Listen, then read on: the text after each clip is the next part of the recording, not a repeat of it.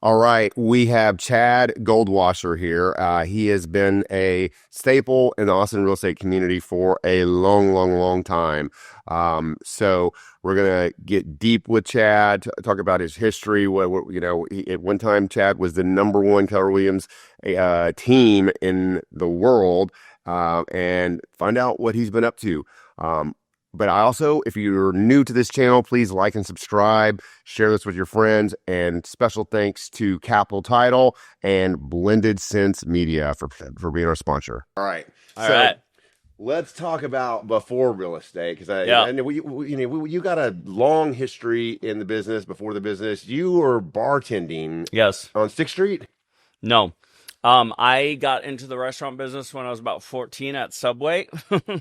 And then I started working for Fridays. I lived up in Minneapolis where I met Tara, my former wife, and I was working for Fridays up at the Mall of America in Minneapolis, and I was bartending.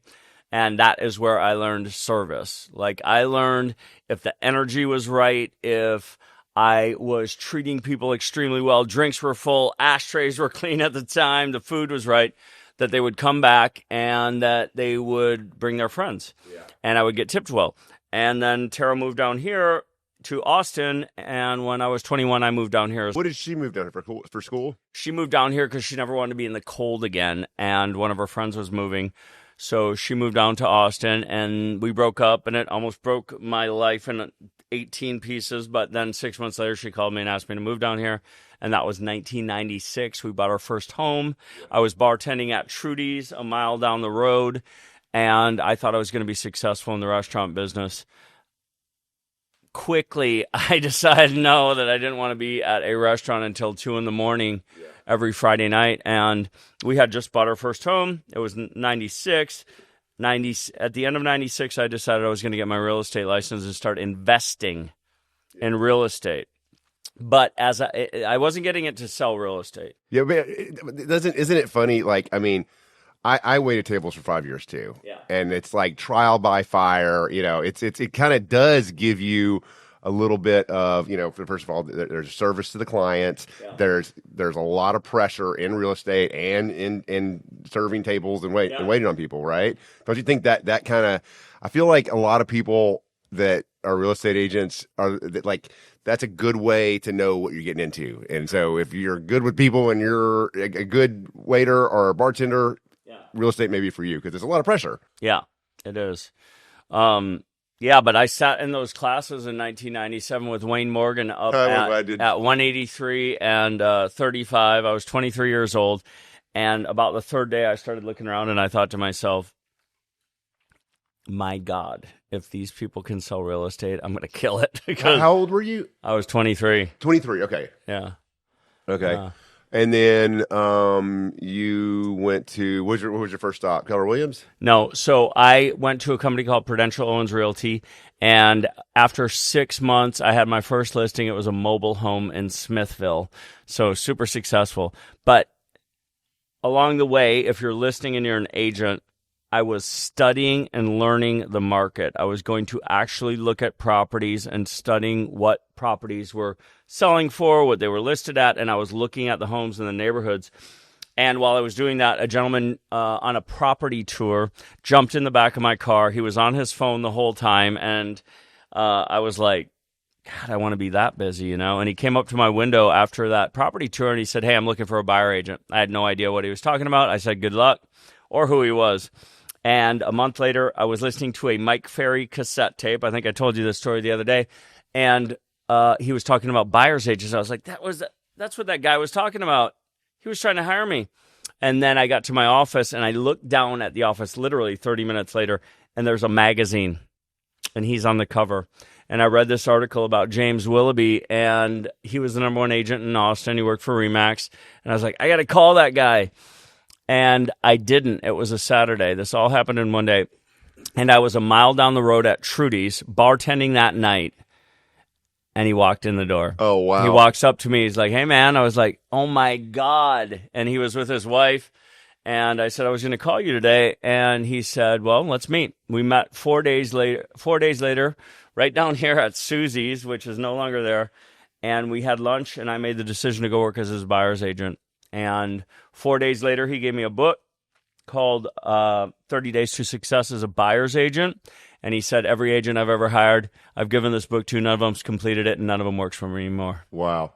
And I was like, done. So, okay, you were at Prudential, and you were just like not really didn't have a plan of a mentor or anything at that point, right? I was on the phones calling everyone I knew from the bar, every person I knew in Austin, and I was new here. Yeah. I was out knocking on doors at a little apartment complex here trying to find buyers. I was doing open houses.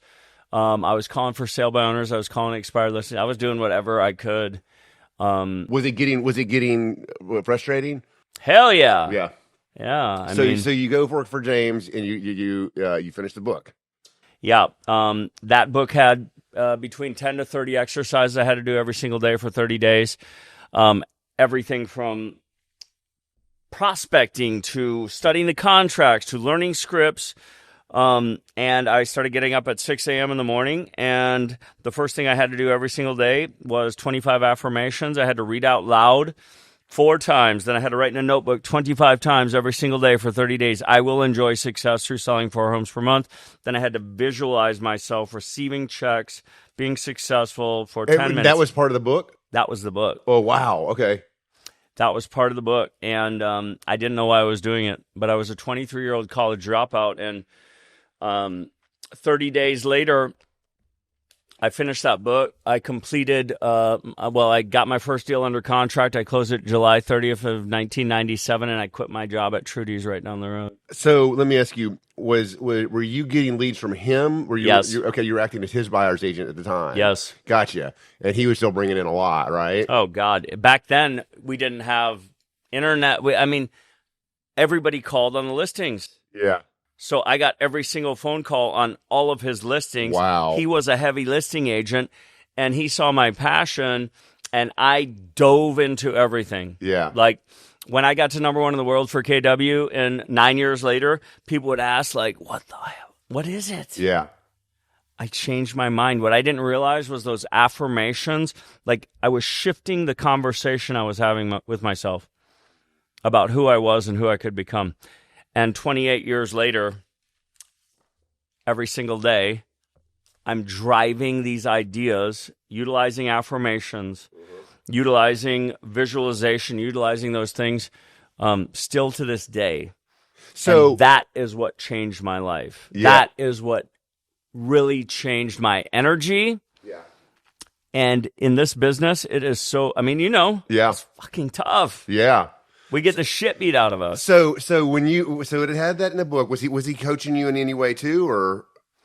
Not really. He was super busy, so I was being led by this book, but I was learning a ton. And when I closed that first deal, and he saw my passion,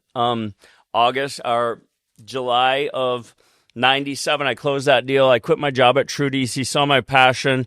He bought me a ticket to Buyer Agent University with Howard Brinton in Nashville. We went there. There was 10 cadre there, and Howard Brinton, one of the greatest sales trainers and real estate trainers of all time.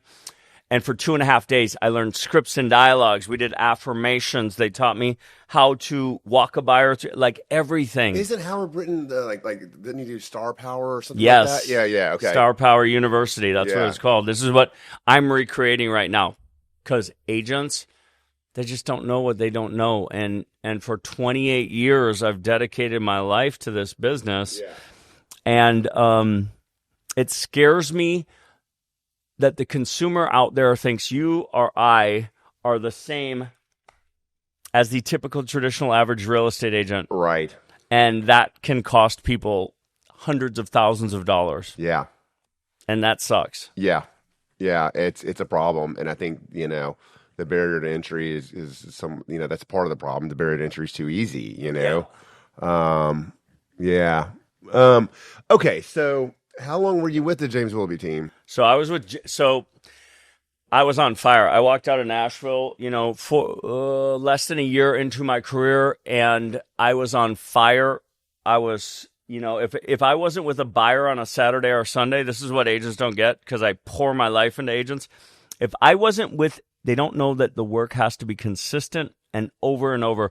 So if I was not with a buyer on a Saturday and Sunday, and this is still true to this day, I was doing an open house. And I wasn't doing it just Sunday 12 till 2 p.m. I was doing it Saturday and Sunday 12 till 5 p.m. And if no buyers walked through that door, I was practicing my scripts. I was studying and learning the market. I was making calls.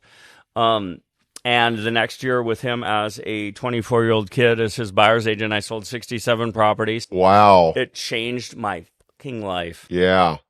I was on a 40-60 split. I made almost $200,000. Wait, that was 98, you said?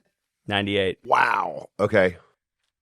Yeah, I made him almost 300. Yeah. And then after that year, 99, I went on my own as a single producer at Remax. And I remember this guy said to me, he goes, "You'll never make as much money. Are you an idiot? You will never make as much money as you're making with James."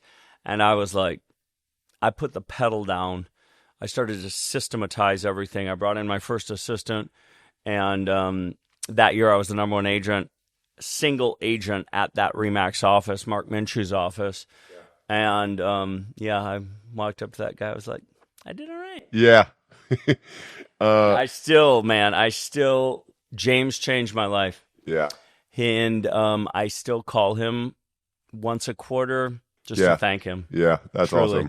awesome. Yeah, I've run into him at some events before. I don't know him very well, but he's a nice guy. Yeah. So you're at Remax. Yep. And how long were you there? When did you go to Keller? So I'm a single agent, 99 through 2004. I'm building a team. I start hiring admin and then agents. And I brought on my first buyer agent in 2001, Russell. Which, by the way, I've written articles about this. That's the way agents always want to do buyer's agent first. Oh, yeah. It's admin first, then buyer's agent. Yes. That's how it should be. So, go ahead. Yeah. Always in business, in real estate anyway, get rid of the task. And this is what Gary Keller taught me, because Gary is one of my greatest mentors, still a great friend of mine. We converse quite a bit. Always get rid of the lowest dollar activities, right? Like an agent should, once you get to a certain point, you shouldn't be putting a sign in your yard. Yeah. You shouldn't be writing an amendment. You shouldn't be entering a property into the multiple listing service. Yeah. You should, my main job, I'm a rainmaker. I am in lead generation. I am a lead generation machine. That is my job. And so you hire admin, they pull all the admin work off you. You focus more on lead generation. You get more listings, and then you get the buyer agent. Yeah, I remember when I wanted to become a top producing agent, I invested in Max Avenue at the time. Yeah. And I remember they had us do a task like, what's $10 an hour work versus $150 an hour work? Yeah. And like you write down everything you do and put it in those two categories. Yeah. So back to your question, in 2004, I did 43 million in sales. I was at a Howard Brinton seminar in San Antonio. I met a guy named Bob Corcoran. He was a coach. I had a coach already. I highly suggest any agent that wants to go to the highest level has a coach of some sort or works with someone like you that can guide them. Yeah. So I'm at this seminar. Bob is the headline sponsor, and I sat down with Bob. He goes, "What's your goal, Chad?" I said, "I want to break 100 million in sales. I want to become one of the top 50 agents on the planet within the next 10 years. He goes, "Okay, I can work with you." He said, "It's $17,000 to hire me, and it's $1,500 a month." And I was like, damn, I was like 27. And I paid him that $17,000. Wait, he had that down? Like that, you had to pay that down to hire him? Yeah. Wow. $17,000. He said, "I'll come into your office for 4 days. I will spend 4 days with you, 24 hours. We will rip everything apart." And I was about to hire 10 new buyer's agents. Yeah. And he said, "We'll rip everything apart. We'll rebuild it, systematize everything. I can't stress that enough. My life is a system. The way I wake up in the morning is a system." And so Bob came in. I paid him the 18 grand, 17 grand. He came in for 4 days, and then we ripped everything apart. I went to a John Maxwell seminar in Atlanta. It was the end of 2004. I just had my first $100,000 commission month. And I'm sitting at a table with Mary Tennant, Mark Willis, and Diana Kokoska with Keller Williams. I said, I'm bringing on 10 new buyers agents. They knew who I was. And I said, I got to pay RE/MAX like $300 per buyer agent. And they said, come over to Keller Williams. You won't have to pay anything. You have one cap, $18,000. You can have as many agents as you want. I went over and interviewed with them several times. I moved over there right at the beginning of 2005. So question, were you, when you were hiring a buyer agent, where did you get them from? Friends or? It was all over. Past clients, friends, other agents in the business. Yeah. So that was the year, and this is so cool because this I wrote on November 17th of 2004. Okay, this is what's called a life plan. And I wrote my mission statement, my core values, my eulogy, how I want to be remembered. And then I took each core value and wrote out what I saw in 20 years. But this is super freaking cool. This is 20 years ago now. Yeah. But I wrote down my big goal in the next 10 years. We will become the top real estate team in Texas and top 50 in the world within 10 years. 3 years later, after hiring Bob, so 2004, I moved from RE/MAX to Keller Williams. We did $43 million that year. The next year, we did $43 million. Yeah. But then the next year, $84 million. And then the next year, 2007, $125 million in sales, 543 deals. And we're number one worldwide for KW and number 42 on the planet, ranked by the Wall Street Journal. So wow. A 10-year goal that took us 3 years. Wow. That's awesome. Systematizing. And I don't say that to brag. Yeah. The things that I'm teaching, the things that I learned, the people that changed my life, these things work. Yeah. And so that's really what I'm trying to work to spread around. This is why I'm so freaking passionate about these things. And like when I would pour my life into agents and they would tell me, oh, it's not working. Yeah. What's not working? Open houses. Yeah.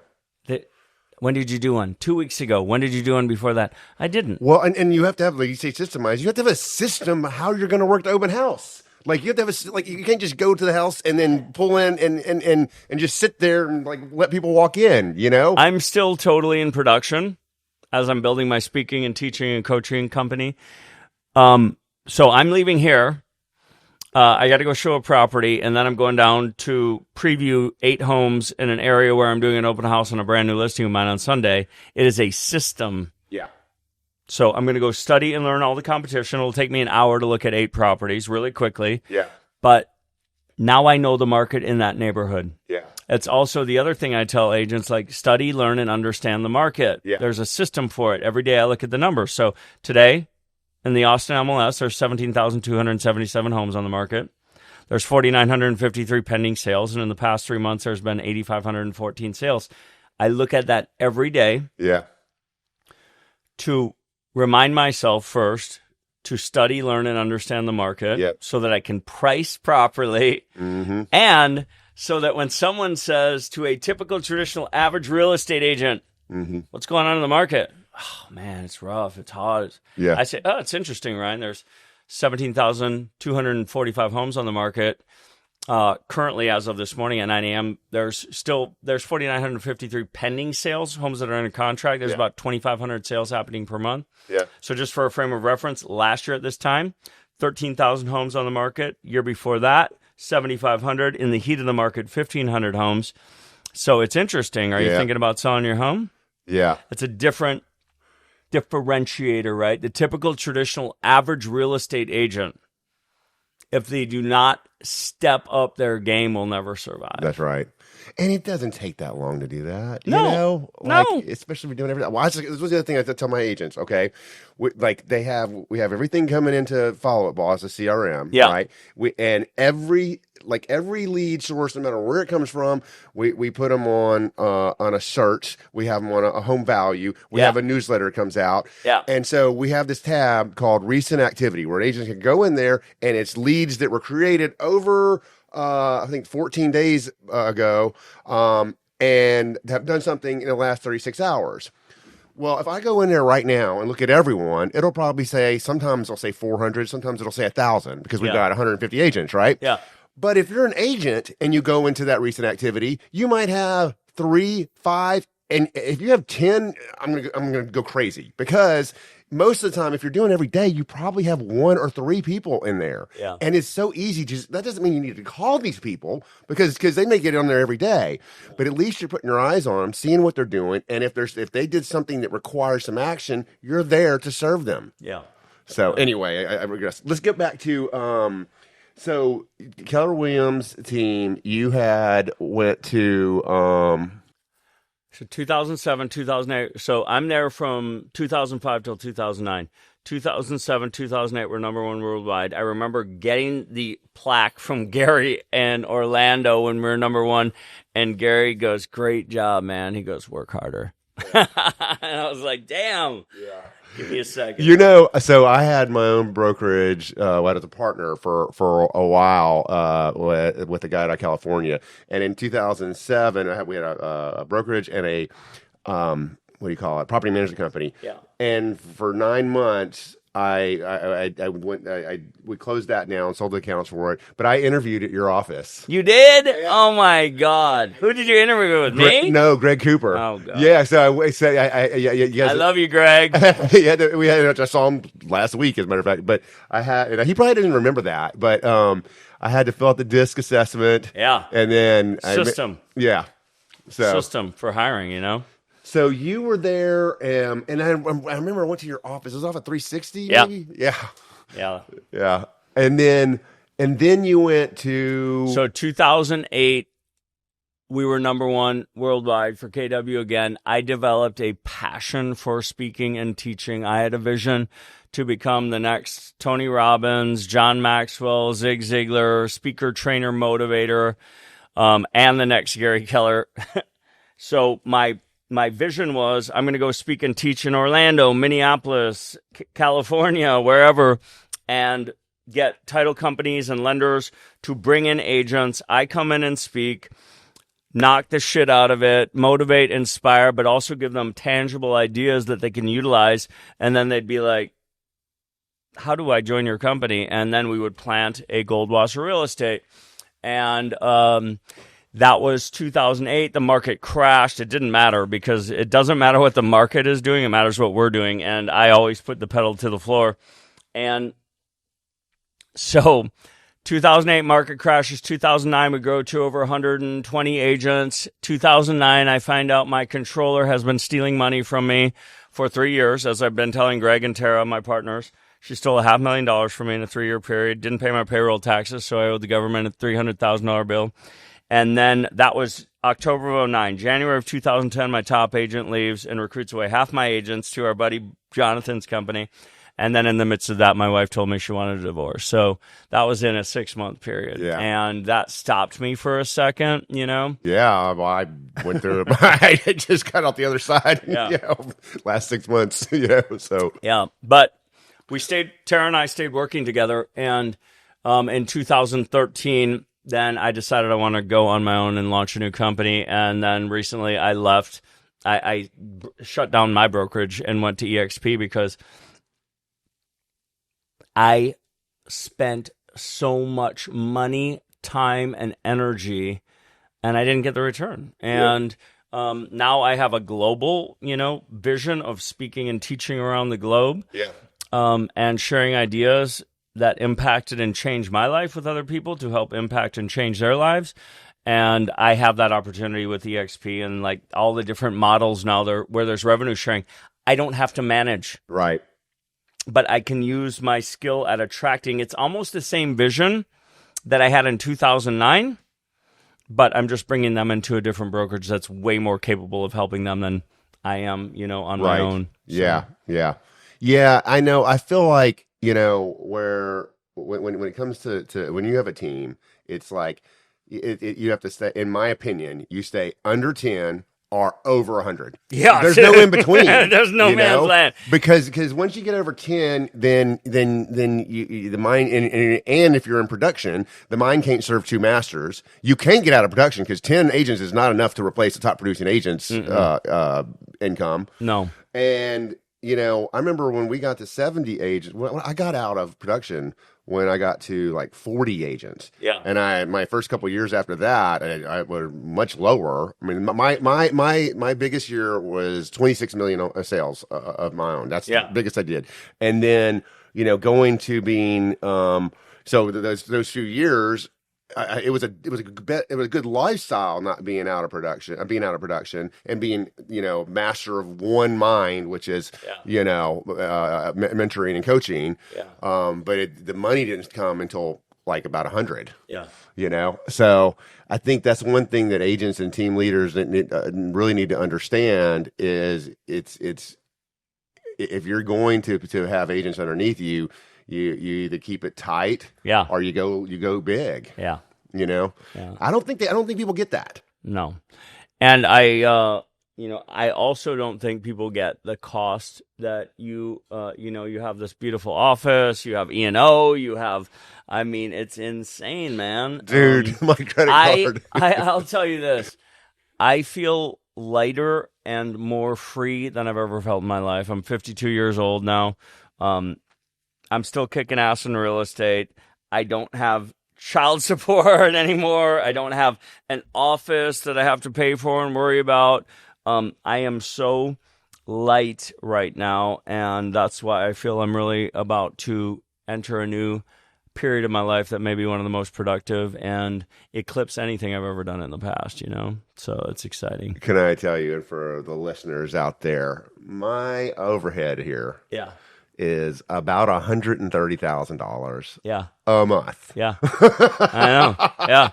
I know. I was telling my daughter the other day, she's like, how are you doing financially? I'm like, I'm kicking ass. She's like, I said 3 years ago, I had to make $50,000 a month just to cover my bills. Yeah.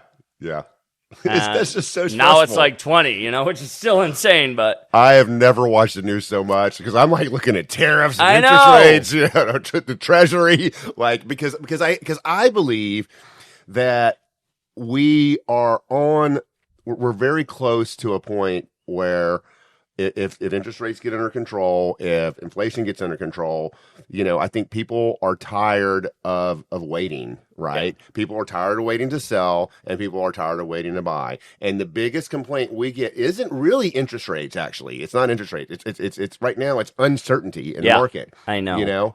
And that's what I saw the news today about the EU. Oh God! Yeah. I mean, I thought that you're probably like me. I don't want to get into politics, but this isn't politics. This is finances. And I was like, I thought when China thing was done, I was like, all right, it's happening. And we actually had a really good weekend last weekend. As far as sales go. Yeah.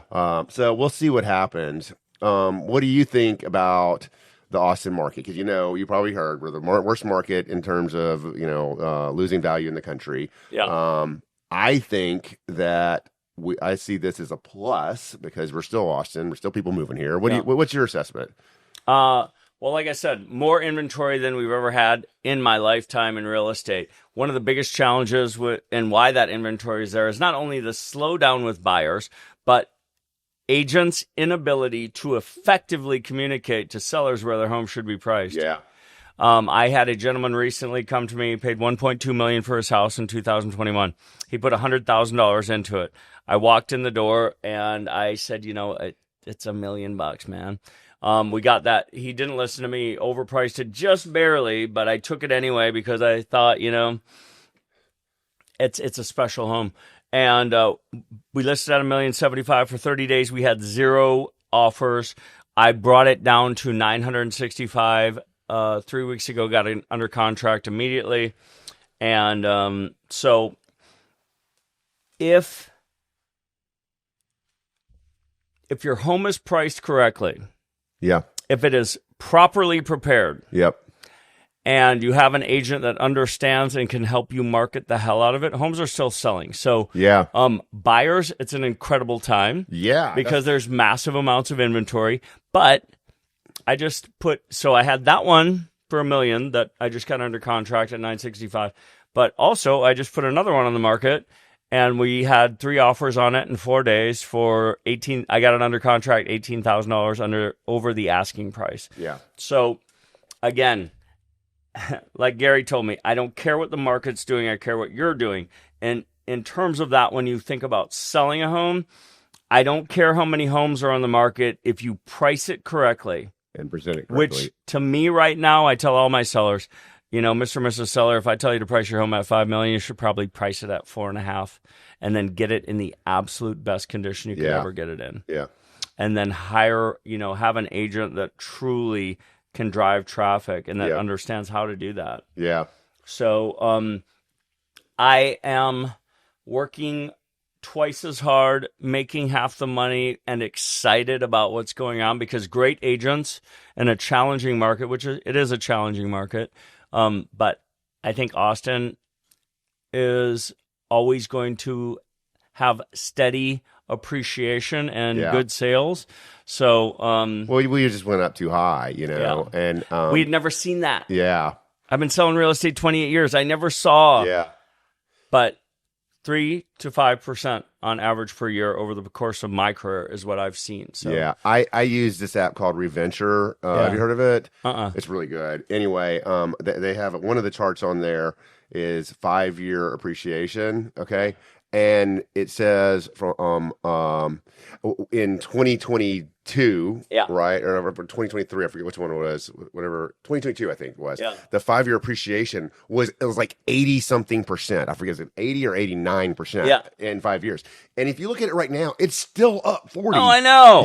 It's still up 40%. Well, here's another one. I got a call from a great friend of mine about 2 months ago, and he said, "Hey, buddy," and I helped him buy and sell 5 homes in his life, and he bought this home for me in Circle C 8 years ago, paid $400 for it, and he called me on a Friday night, or texted me on a Friday night. He didn't want to call me. He said, "Hey, we're putting our home on the market, but I gotta work with my buddy. I'm so sorry, but And I said, "Dude, as long as he knows what the fuck he's doing, I'm okay. I don't care." Yeah. Well, that home's still sitting on the market, but they went on the market. He paid $400. They went on the market 8 years later for $875, which was overpriced. Yeah. Probably sell for. It's still on the market. Yeah. I'm watching it. Like, he's now texting me. I'm like, dude, the agent people hire makes a difference. But the point is, people are still making money. They're just not doubling and tripling it right now. And so people need to keep that in mind. I have another property I put on the market that I helped these people buy in 2021. They paid $610 for it. We're going on the market at $525. My seller has the right mindset, though. He goes, "Dude, we made like $300,000 on our sale in 2021, and we put it in this house. We're getting it back." So I get it, Yeah, and that's right. I think this is what agents need to be talking about. There's a couple of things, right? One, if you have buyers that are nervous or whatever, like you say, and this is why I think now is the best time to buy in Austin, is because not only is the values are down, but because there's so much inventory, you can, especially if you're going to one of these overpriced homes that's been on the market for a while, you can negotiate it down. Yes. You can negotiate the buy down the rate. You can have a kick-ass rate. And then values, if we're right, and I'm pretty sure we will, well, look, we're definitely right on the sense of like when you buy a house, it's supposed to be minimum 5 years. Yeah. Okay. And so that's one thing. The other thing is that so many sellers right now are sitting on so much equity, right? It's only if you bought your home in 2020 or after. Yeah. So. And bought a first-time home and you don't have a ton of equity in that's it. That's right. a tough spot. Yeah. I mean, shit, if you bought it 2 years ago, you probably got a decent price. It hasn't gone down that much. You know what I mean? So anyway, I think if you think that mentality and you work hard. So tell us what you're doing now. I mean, I want to talk, to promote what you're doing. I know you've got a lot of good stuff. And Well, from the time I was about 25 and I saw this speaker down in San Antonio, and he changed my life forever. And, he was having a blast. And I talked to him afterwards, and I told him I wanted to bring him down to Austin. He said, it's $18,000 for me to take a day out of my schedule. I was like, and then he made $40,000 selling his little products outside. And he changed my life, and I developed a passion for speaking and teaching, and sharing ideas that would help people to change their lives, like my life had been changed. You know, I was a 23-year-old bartender. 9 years later, I'm number one in the world for one of the largest real estate companies on the planet. How did I do that, you know? And so anyway, I developed a passion for speaking. I started honing that skill. I started speaking around the country. I am systematizing all of our products, our listing guides, our home sellers guides, our lead sheets, and building a coaching, teaching, and speaking company. That is my passion right now. EXP is giving me a lot of opportunity to go speak and teach around the country, and I'm working on building relationships with other people that are going to help me do that. My mission and vision is within 5 years, I am one of the top 3 personal development brands on the planet, speaking and teaching and positively impacting people around the globe. That is my vision and my passion. Real estate still pays my bills, but that will change. And where, if for those who don't follow you, where can we find you? Chad.Goldwasser on Instagram. You ever need to buy or sell a home and you're not buying from Ryan, 512-750-8333.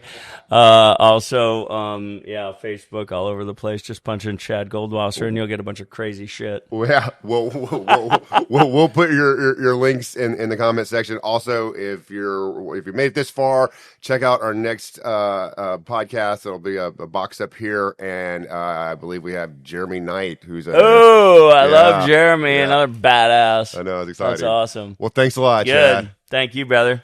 Appreciate it.